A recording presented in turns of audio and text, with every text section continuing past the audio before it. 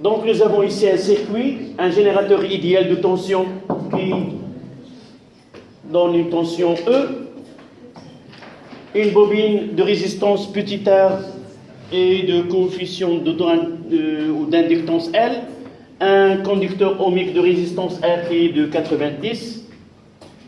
Dans cet exercice, on considère que la résistance de la bobine est négligeable. D'accord?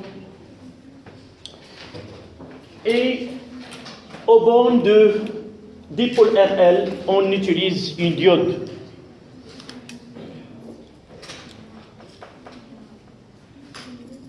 C'est quoi une diode?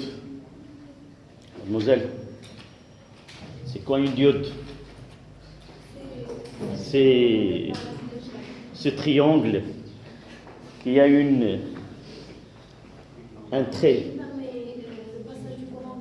dans un seul sens. Il y a un seul, le sens passant, c'est celui qui est indiqué par ce triangle. Et il ne permet pas le passage de courant dans le sens inverse. Avant de parler du rôle de cette diode, on parlera de phénomène qu'on appelle la surtension. C'est quoi la surtension? De son nom, une tension qui peut dépasser les valeurs habituelles.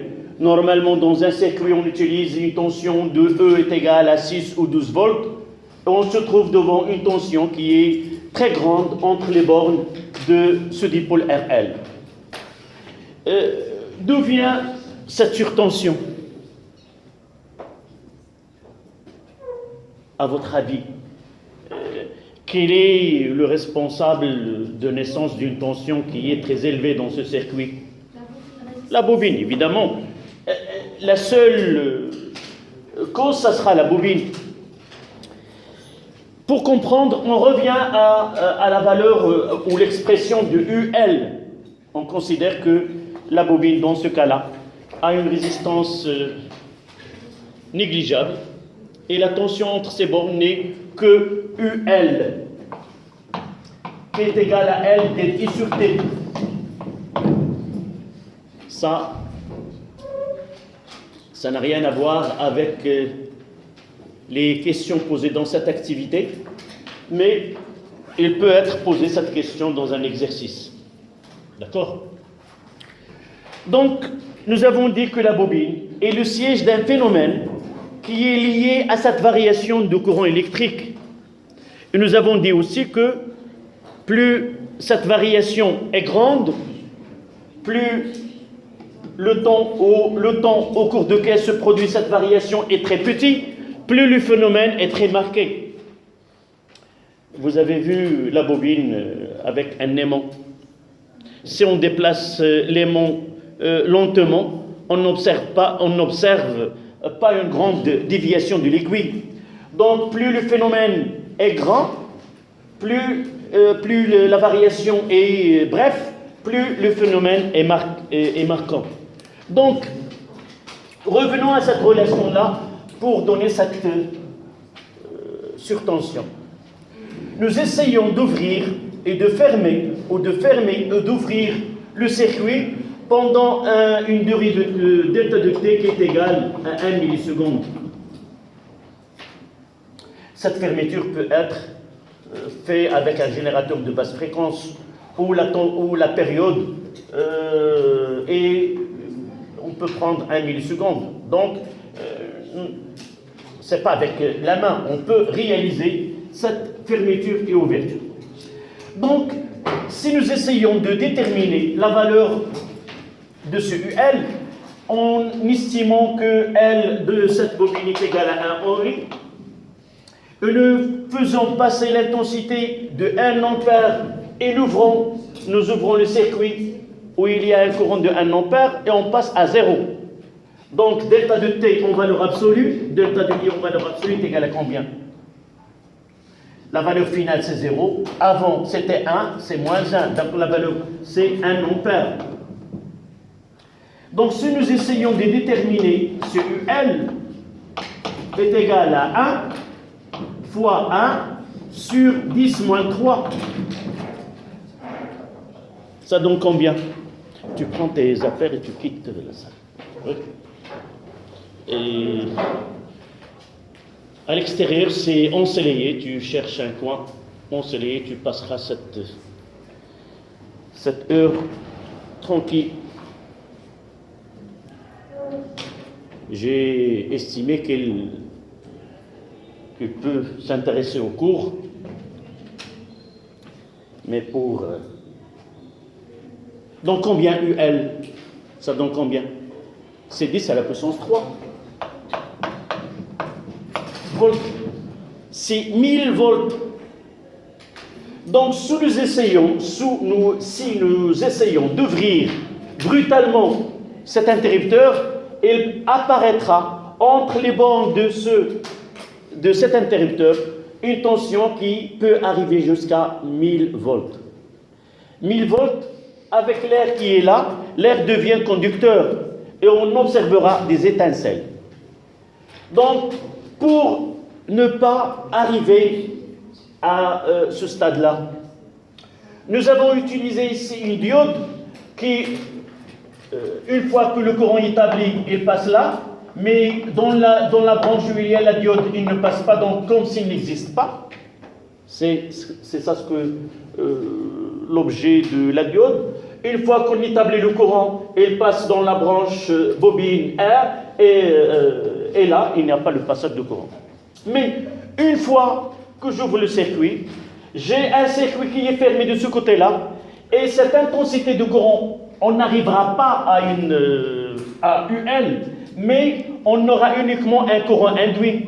Ce courant induit, il va passer dans ce circuit-là et épargner cette surtension et toute l'énergie qui est produite par cette bobine, elle sera dissipée dans ce circuit-là, dans la résistance, et on n'aura pas ce phénomène de surtension. Donc, pour protéger le circuit, on est obligé d'utiliser une diode.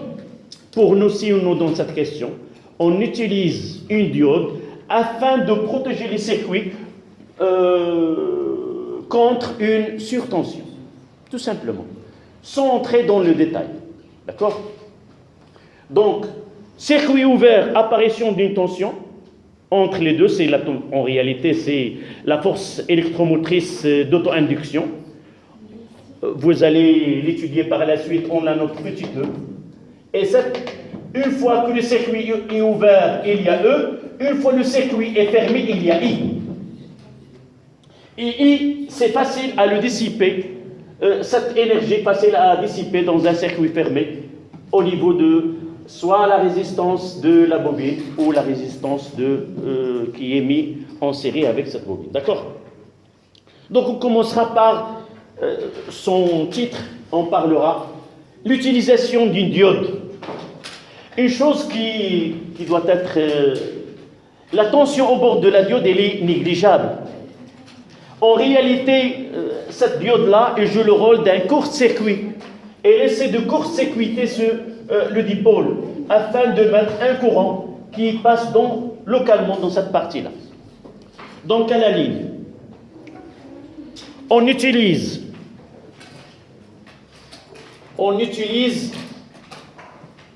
une diode. On utilise une diode en parallèle avec le dipôle RL. En parallèle avec le dipôle RL.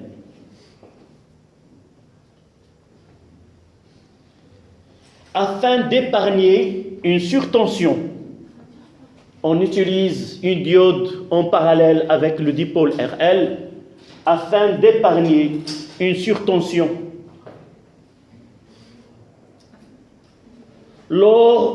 Afin d'épargner, ou éviter si ne voulez pas utiliser le mot épargner, afin d'éviter la surtension lors de l'ouverture du circuit, afin d'éviter la surtension lors de l'ouverture de circuit. Lors de l'ouverture de circuit. Si vous voulez, à la ligne évaluation,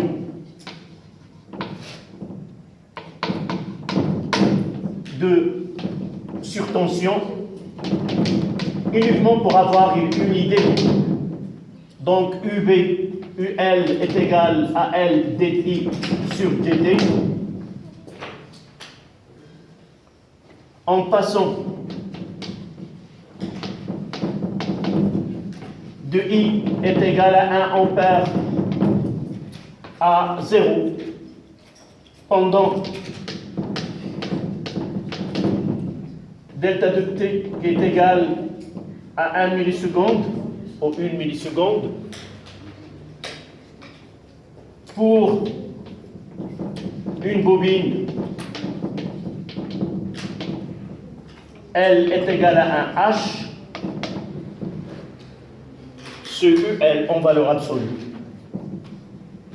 est égal à 1 fois 1 sur 10 à la puissance moins 3, qui est égal à 10 à la puissance 3 volts.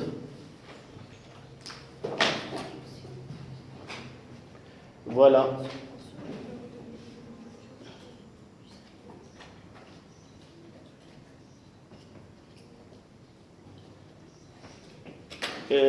Une chose, là vous avez, j'ai ici des ampoules économiques, mais à l'intérieur, nous observons là. Où est la bobine là? Vous pouvez voir les condensateurs. Ce sont ces objets qui sont cylindriques. Et il y a 2 condensateurs. Et voilà la bobine. La bobine. Une bobine. Là, il y a un noyau en fer doux. Une autre, malgré sa forme là. Vous voyez que la lampe se présente de cette façon. Ce qui est à l'intérieur, elle est très minuscule. Voilà ce qui est à l'intérieur. Et des LED là. De la même façon, autre que le circuit qui se trouve imprimé là, il y a un condensateur ici, un autre, et il y a une autre. C'est le même principe. D'accord? Parfois, dans la maison, on nous dit qu'il ne faut pas allumer et éteindre la lumière d'une façon continue. Ne jouez pas à la lumière. Et qu'est-ce que se produit? Pourquoi il nous demande ça? Pour ne pas que les lampes grillent. Et lorsqu'on ouvre et on ferme, qu'est-ce qu'il va se produire à l'intérieur? Il peut se produire cette surtension et il peut nuire le bon fonctionnement de cette lampe. C'est pour cela certaines lampes elles peuvent être grillées ou ne fonctionnent pas longtemps à cause de. C'est pour cela on demande à la maison les éclairages économiques. Il vaut mieux de les laisser éclairer plutôt que entrer, je ferme, j'ouvre le circuit. Donc il vaut mieux laisser ces ampoules pendant une longue durée au lieu de l'éteindre et les allumer. Oui, vous voyez là, c'est, je ne sais pas quelle génération là, il m'accompagne durant toute cette, ce sont des générations des oiseaux qui succèdent, soit là, soit de l'autre côté. Chaque couple est laissé, voilà. Ils n'oublient jamais leur foyer. Et les petits reviennent au foyer de leurs parents. Et ça continue. Donc voilà la surtension. Et cette diode-là, il fait un court-circuit, c'est-à-dire un circuit qui est court, que relie ces 2 points afin de faire circuler ce courant dans cette partie-là. On passe aux questions posées. La première question.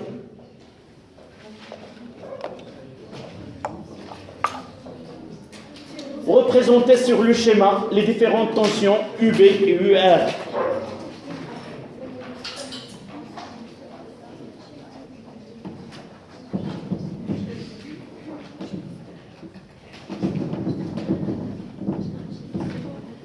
Donc sur le schéma, vous l'avez sur vos cahiers. Donc là, ça sera UB. Convention récepteur. Là, c'est UB. Et là, c'est UR.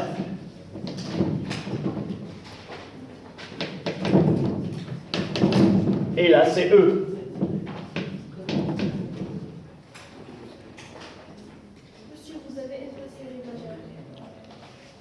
Vous l'avez pas, tu ne les as pas notés. Au cours de la correction, on les notera.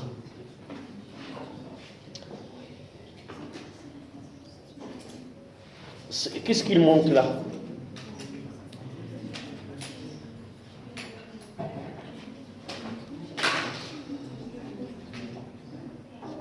Là d'abord c'est 60.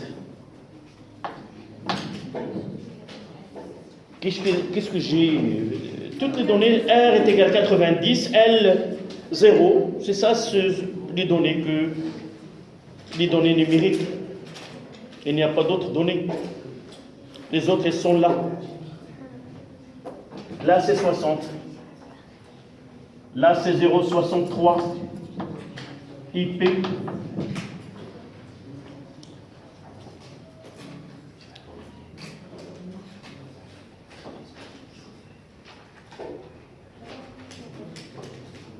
Deuxième question, c'est nommer le phénomène qui peut indiquer le régime transitoire et le régime permanent sur la courbe.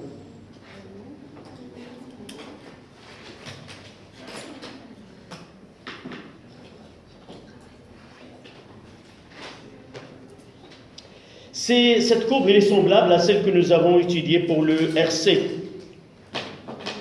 Donc là, ça sera taux.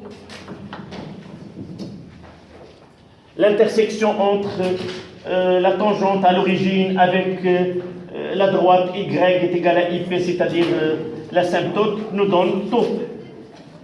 Donc taux c'est 2. De 2 jusqu'à quoi? À combien? Jusqu'à 10. 5 taux. Là, je mettrai là taux. On essaie d'utiliser les connaissances que nous avons appris avec RC. Là, c'est taux. Là, c'est 5 taux.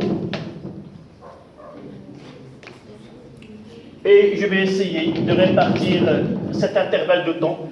De 0 à 5 taux, c'est le régime permanent. Et de l'autre côté, c'est le régime, le régime transitoire. Et l'autre côté, c'est le régime permanent.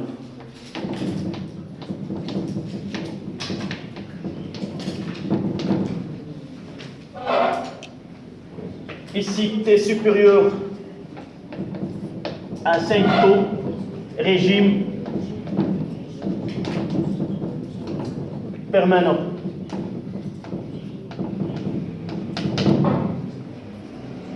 Supérieur et égal, c'est le point à partir de ce 5 taux.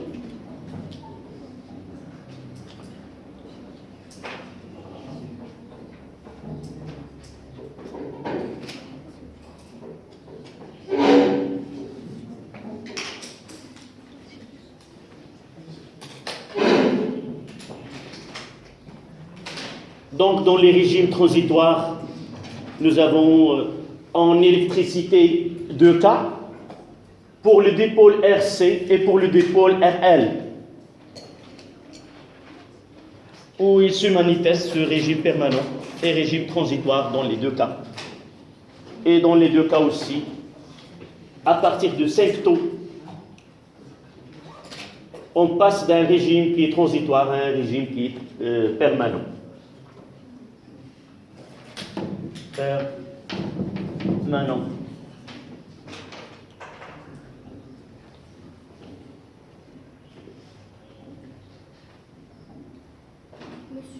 Le phénomène étudié, c'est l'établissement.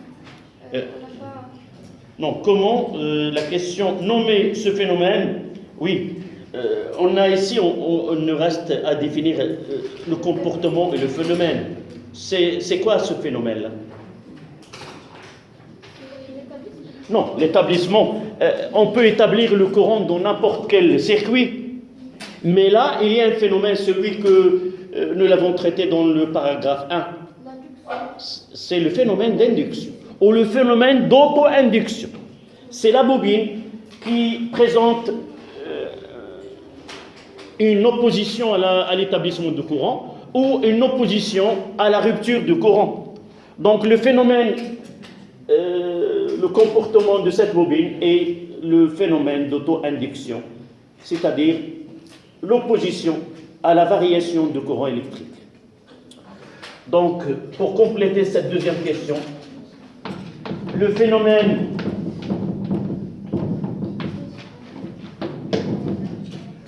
observé et l'auto-induction, ou tout simplement le phénomène d'induction, l'auto-induction. Parce que notre programme, il ne donne pas une étude qui est large pour ce phénomène. Phénomène d'induction, il y a un inducteur et il y a un circuit qui est induit. Mais dans ce cas-là, lorsqu'on parle de l'auto-induction, c'est le courant qui passe dans le même circuit. Le circuit induit et inducteur sont le même. Nous n'avons pas de circuit indépendant. Un circuit qui est inducteur et l'autre qui est induit. Donc dans ce cas-là, on nomme le phénomène d'auto-induction lorsque le circuit induit et le circuit inducteur sont les mêmes. D'accord? Mais ça n'a rien à... sa connaissance, pour notre programme, ne nous ajoute rien. C'est uniquement pour comprendre pourquoi on utilise cette auto-induction. Donc le phénomène observé et l'auto-induction, c'est quoi? D'une autre manière, pour une phrase qui est bien facile à accepter. Certains, lorsque je lui dis le phénomène d'auto-induction, il n'arrivera pas à comprendre ce que ça veut dire. Mais en donnant une autre phrase que nous l'avons... La bobine s'oppose... Tout simplement, c'est ça. C'est une opposition à la variation de courant électrique. On peut remplacer ce mot qui est très grand par l'opposition à la variation de courant électrique. Opposition à la variation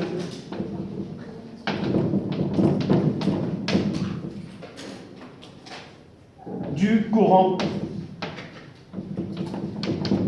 électrique. Je dis ici la variation de courant électrique, soit au cours de l'établissement ou au cours de la rupture. C'est la même chose. Il suffit de faire varier le courant électrique, l'intensité, soit pour l'augmenter ou soit pour la diminuer, que ce phénomène-là va être mis en évidence ou apparaîtra.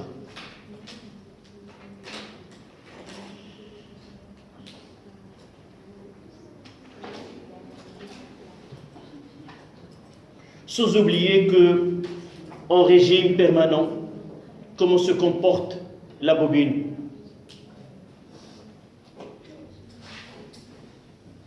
C'est ça ce que je dois comprendre de cette leçon-là. Et parler de l'auto-induction, ce phénomène se présente uniquement dans le régime transitoire. Il n'y a pas ce phénomène d'auto-induction dans le régime permanent. Et par la suite, dans le régime permanent, la bobine se comporte comme un conducteur ohmique. Il n'y a plus de L. parce que dI sur dt est égal à 0 et il ne reste que la partie où la bobine est considérée comme un dipôle ohmique. D'accord? On passe à la question suivante.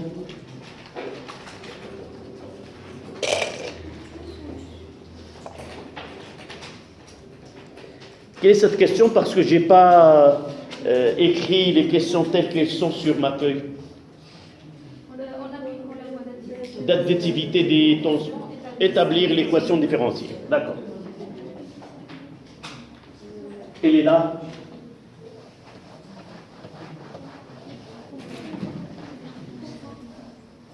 Ça, c'est la troisième question.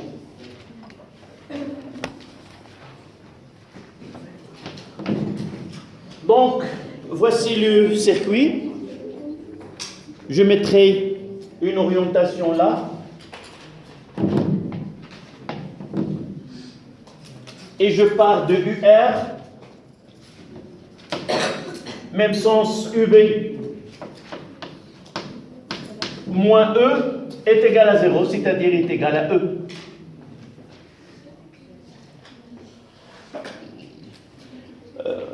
Dans les données, il n'y a que L.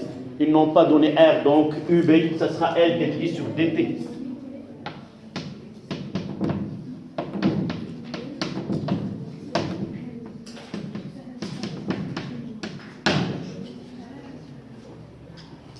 D'accord? Et ça donne L dI sur dt plus grand R I est égal à E. Équation différentielle de premier ordre. Oui? Oui, ça c'est... nous l'avons déjà discuté. Il y a comment je dois traiter ou arriver à cette équation s'il n'y a pas une forme bien donnée. Je peux écrire n'importe comment et je l'écris d'une façon la plus simple.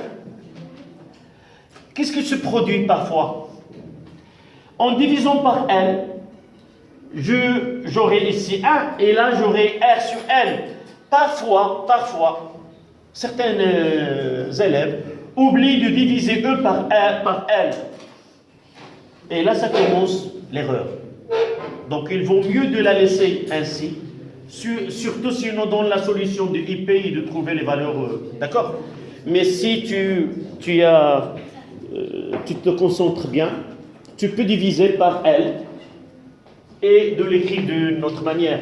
Mais parfois, la question n'est pas de cette façon.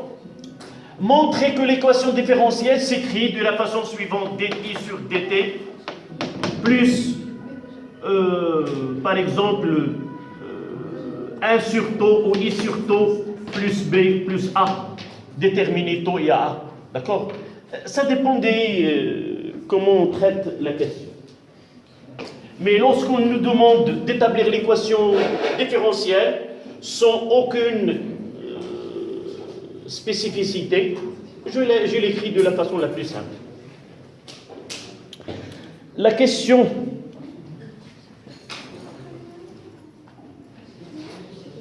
voilà, trouvez l'expression de IP, le courant électrique en régime permanent, en fonction des paramètres de circuit.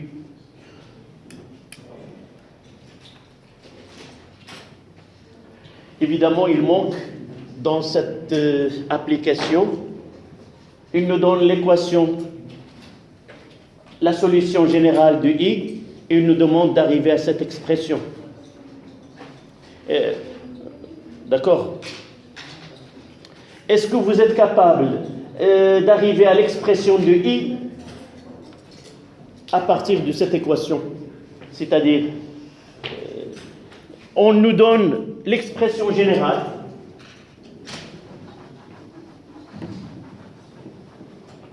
donc I de t, ça sera A exponentielle moins t sur taux, plus B. Et on demande d'arriver à l'expression de I de t. On va essayer de de répondre de cette façon et aboutir à ce IP, c'est-à-dire l'intensité du courant au régime permanent. D'accord? Donc là, c'est solution de l'équation. De l'équation 1. Quelqu'un me donne les étapes. La première des choses, c'est la dérivée. D de I sur dt est égal. C'est moins A sur taux, exponentielle moins T sur taux. On remplace, d'accord, c'est L fois moins A sur taux, exponentielle moins T sur taux, plus R fois A exponentielle moins T sur taux plus B. Le tout est égal à E.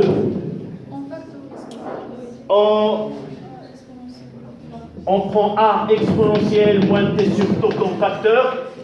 Il nous reste moins L sur taux. Et là, c'est plus R. Il nous reste une constante plus B qui est égale à E. Et puisque de l'autre côté, il n'y a que la constante, donc la constante, ça sera B. Et celle-là doit être égale à 0. Il n'y a pas de temps. Une expression, il y a le temps de ce côté-là. Donc, ça donne E est égal à B et L sur taux est égal à R. Ça veut dire que taux est égal à L sur R. Nous avons B. Oui. Oui.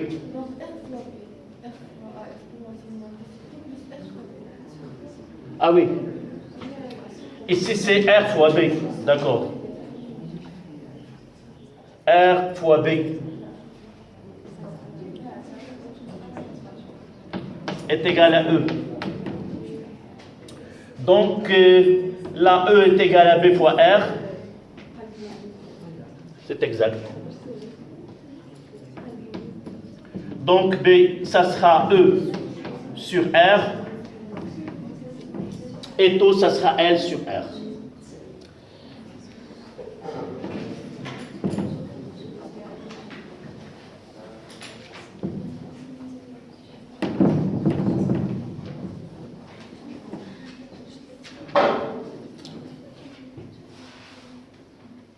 Bien.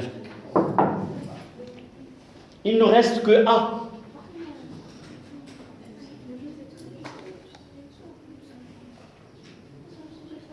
À l'instant t est égal à 0, nous étudions quoi ici?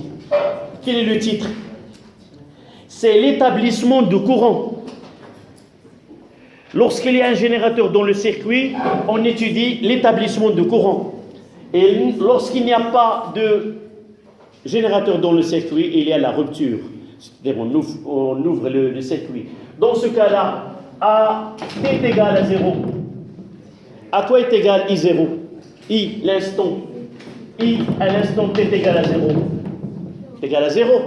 Le courant n'est pas encore établi. Donc, on revient à I de 0 qui est égal à A exponentielle de 0 plus B qui est égal à 0. Et de là, on tire que B est égal à moins A. Et ça sera l'expression I de T qui est égal à B, CE sur R, 1 moins exponentielle moins T sur taux. Et voilà IB. I de T est égal à IP, 1 moins exponentielle moins T sur taux. Donc IP est égal à E sur R. On s'arrêtera là.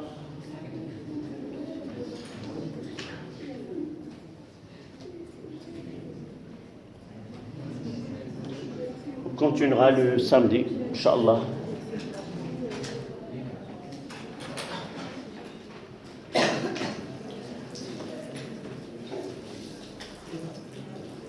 Donc la valeur, ça sera Zerubbabel n'ont pas donné E, mais R nous l'avons. Ils ont donné en fonction des paramètres du circuit, c'est E et R. Voilà.